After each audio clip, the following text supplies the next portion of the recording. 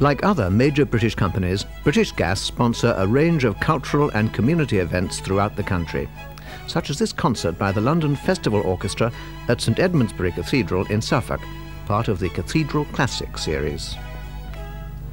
And here, at the British Museum, British Gas have sponsored the Treasures for the Nation exhibition in association with the National Heritage Memorial Fund.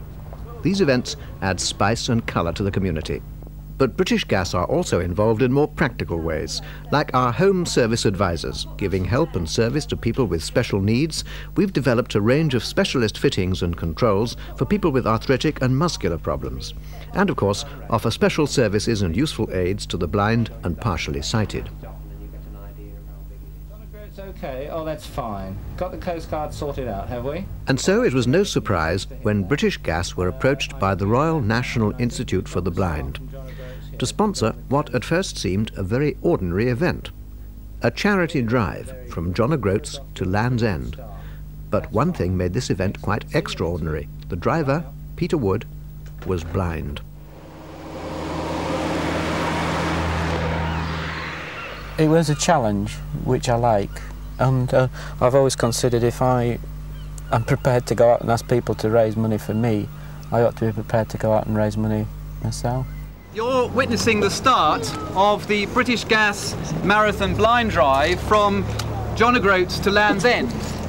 And for those of you who don't know much about it, that doesn't sound very special until I tell you that the driver of the vehicle will be Peter Wood, who's standing here in front of me, who is a blind man himself, a man who went blind 12 years ago, an ex-rally driver who's very competent therefore in vehicles.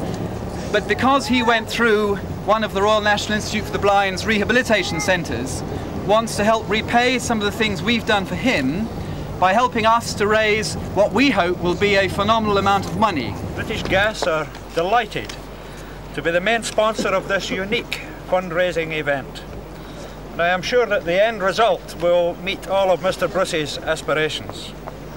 I was staggered to learn that over 40 people every day lose the faculty of sight in this country.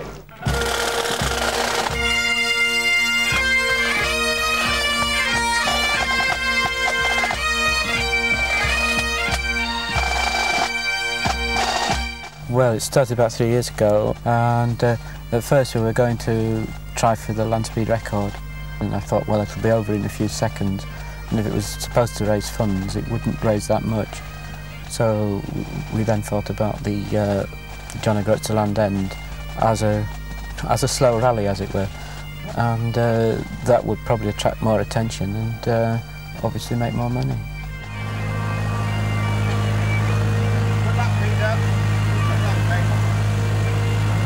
The vehicle that we were driving is an RTV, which is an all-terrain vehicle. It's a four-wheel drive vehicle with big bouncy tyres, specially designed to go off-road and over very difficult surfaces.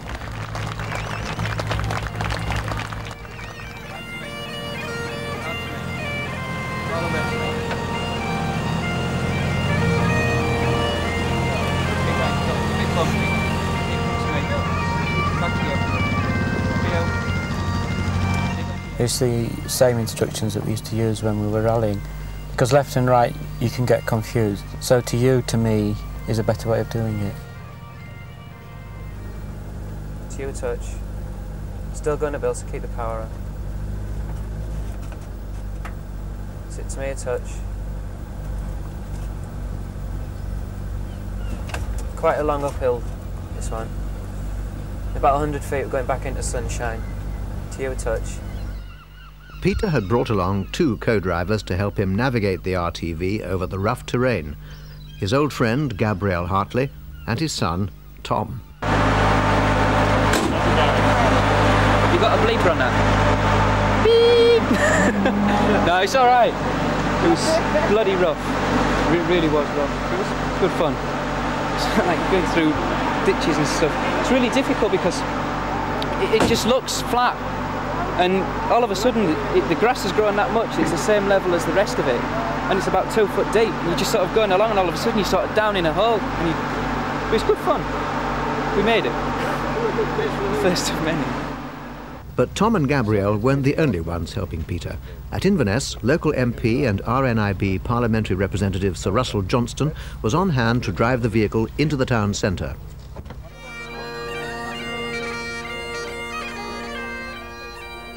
Here, as in many other gas showrooms throughout the country, staff were involved in local fundraising.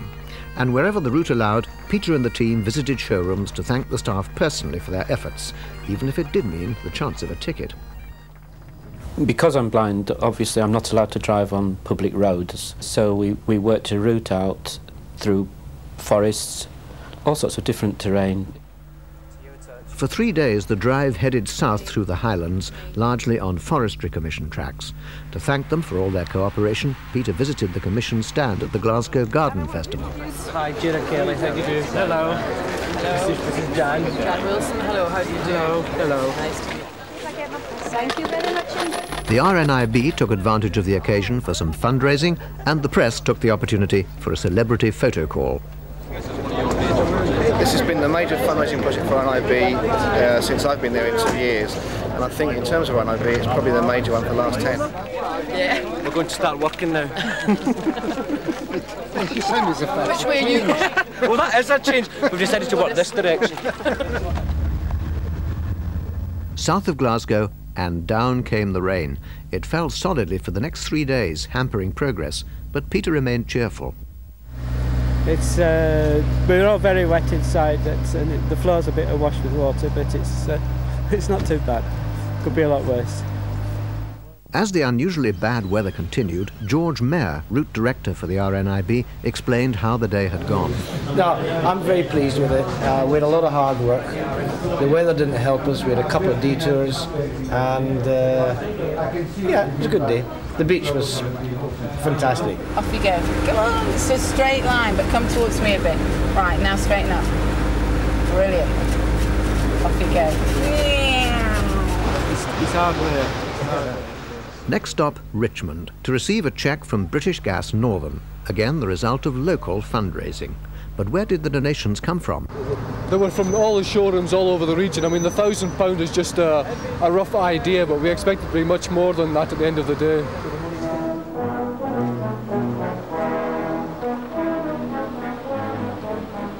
Ilkley, Yorkshire, the halfway point of the trip, but for Peter, a return home. All across the country, television and press were essential to the fundraising effort by publicising the progress of the drive. Here in particular, they were keen to cover the local angle. Peter had a chance to put the RTV through its paces on this new unopened stretch of dual carriageway. In Manchester, a well-known face waited to cheer on the team. A lad's driving from John O'Groats to Land's End and he's calling here at the town hall. Yes. And British Gas have sponsored him all the way down, and I think it's really fantastic. That's lovely. Could I ask you just to move just a little bit shade backwards, please? Just like that. Rich, could I just bring you in here? Could you put your umbrella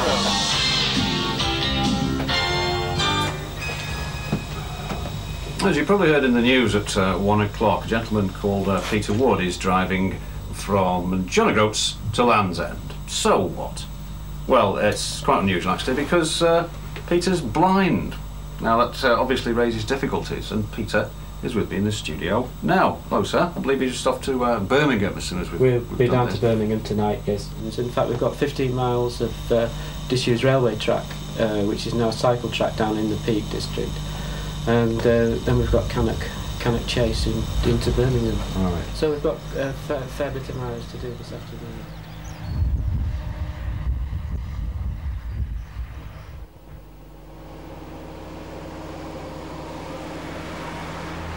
The Tissington Trail led the team to Birmingham, where comedian Jasper Carrott came along to meet Peter, Gabrielle and Sam, the team mascot. Can you navigate? Oh, all right, well, I'll try it in French. Hang on. Just don't tell. Pardon? He's very tired. I can imagine.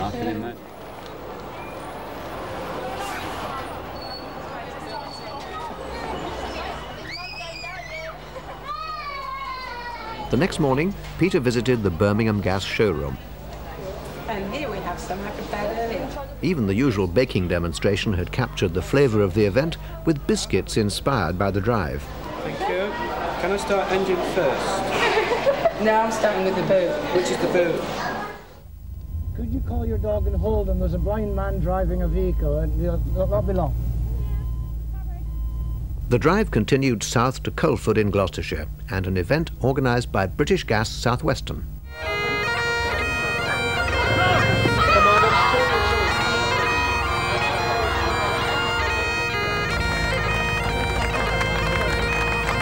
One of the nicest days was the Forest of Dean, and halfway through the forest we had a fun day for the disabled. It was a super day.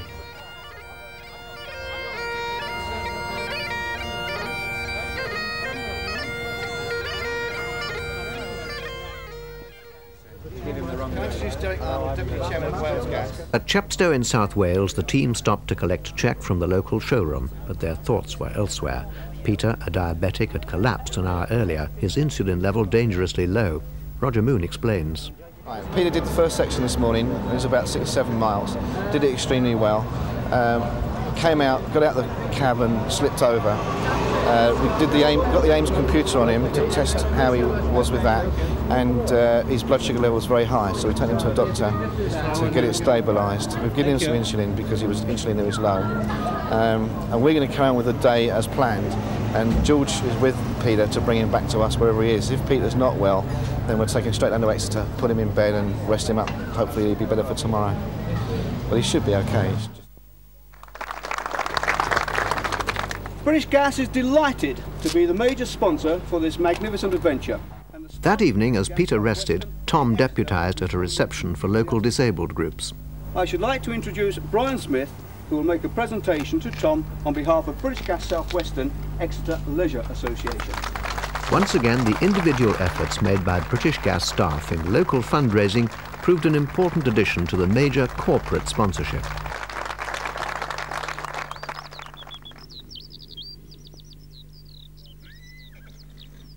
The money that we have raised on this trip is going towards the Manor House at Torquay, which is a training centre for newly blind people, which I went to 8 years ago, and it put me back on my feet again.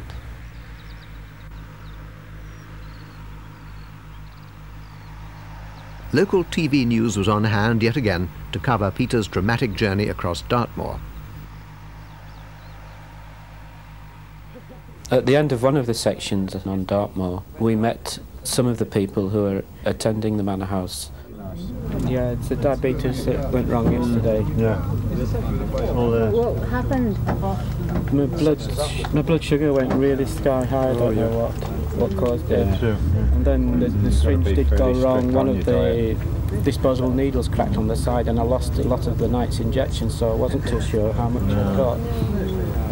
Chris wants to know how you're going about petrol stations. Well, we've got the army following us, and Is it petrol or diesel? No, it's petrol, but it's lead-free. As the drive progressed, news coverage gathered momentum, with Peter's story appearing on both local and national television. Thank you both very much indeed. Okay. What we'd like to do as well, Peter, is put you and Tom back in the truck and just do a little chat about the practicalities of how you do the journey, talking to you through the window. Welcome to the Scard, welcome to Cornwall. Thank you. First time I've been to Cornwall. Yeah. Hope the weather will stay fine for the final bit to Land's End. The last bit, yes. Truro, and Peter visits British Gas South Western Operational Centre to receive more donations and to meet staff, the Mayor and social worker Richard Pryor. Well, I've now been blind sort of 13 years, and I sort of consider I'm reasonably active, but I never thought this was possible at all. And I've been following his progress down through the country, and now sort of talking to him this afternoon or lunchtime. It's been extremely interesting for me to see how he actually manages to do that. And I think it's a wonderful example he's set to other blind people, because one of the problems that often does occur is that when people lose their sight, they think it's the end of the world. And I think if you look at things that people would normally expect blind people not to be able to do, driving is probably top of the list. And to actually have somebody who's driven right the way down through the country sounds absolutely incredible.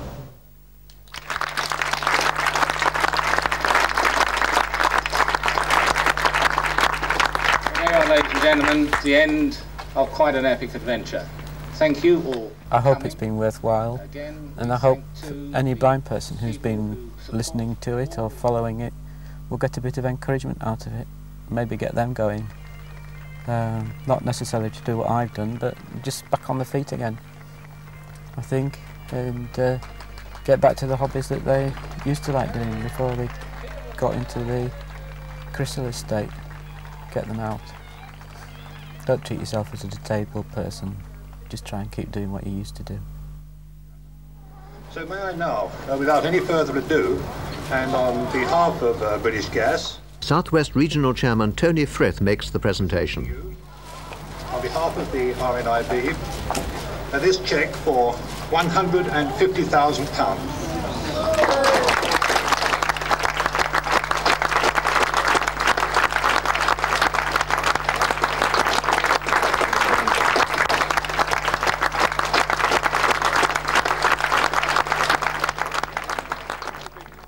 The British Gas Marathon Blind Drive raised almost £250,000 for the RNIB. They have already moved on to new fundraising ventures. British Gas will continue to play its part as a major British company in serving the community.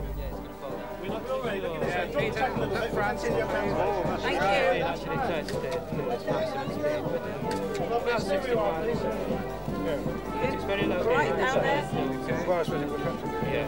That's it, it's lovely. Here we go. Straight to the work now. One final shot.